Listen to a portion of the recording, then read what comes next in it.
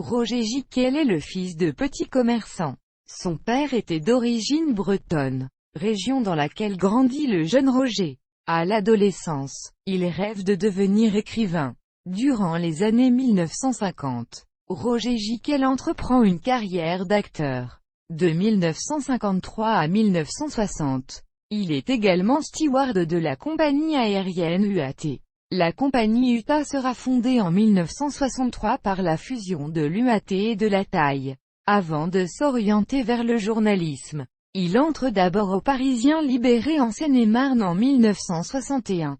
C'est à Coulommiers qu'il débute. Le 8 décembre 1962, il se marie à Boissy-le-Châtel sur la route de Coulommiers. Roger Gicquel effectue ses reportages en 2 CV. Il fréquente ses confrères de la presse locale, de la Liberté de Seine-et-Marne et du Pays Briard qu'il retrouve à l'Auberge, La Moderne, à Saint-Cyr-sur-Morin. Puis le journal lui demande, quand, de créer Normandie Matin, édition locale du Parisien en Haute-Normandie. Il a entre autres à sa charge les rédactions locales d'Elbeuf et des Andelys, puis celles d'Évreux, Louviers et Vernon. En 1971, il quitte Normandie Matin pour devenir pendant 2 ans consultant au service information de l'UNICEF, puis il occupe le poste de directeur de l'information de l'ORTF. Encouragé à faire de la radio par Roland Dordain, fondateur de France Inter, Roger Gicquel rejoint cette station et crée la revue de presse qu'il présente de 1968 à 1973.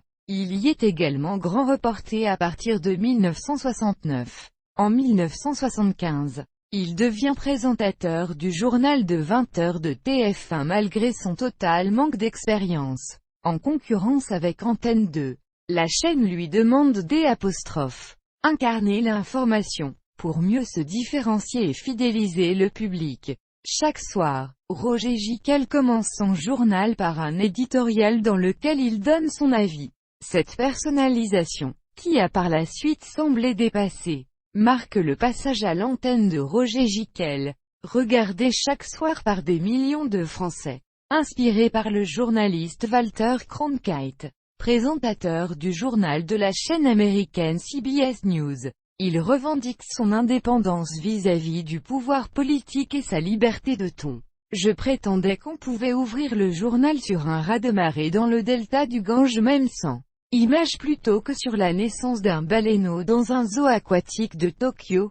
Précision nécessaire. Ladislas de Hoyos, présentateur vedette des journaux de fin de semaine sur TF1 de 1990 à 1991 et prédécesseur de Claire Chazal, suivra la même démarche. Il est notamment célèbre pour sa phrase d'ouverture du journal de 20h le 18 février 1976.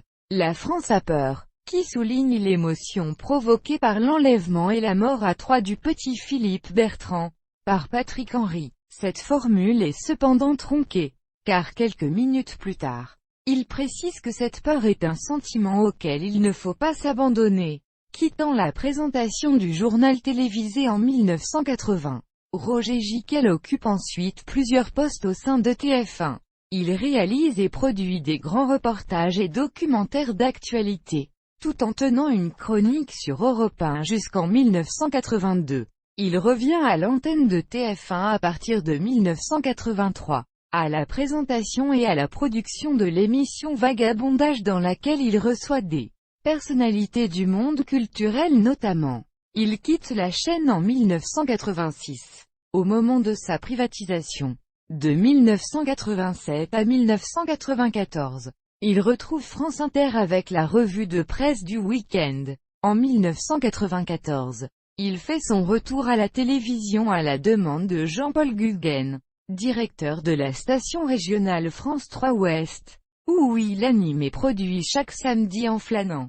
Il meurt à Plouer-sur-Rance près de Saint-Malo dans les Côtes-d'Armor le 6 mars 2010 à l'âge de 77 ans des suites d'un infarctus. Il est inhumé dans cette même ville.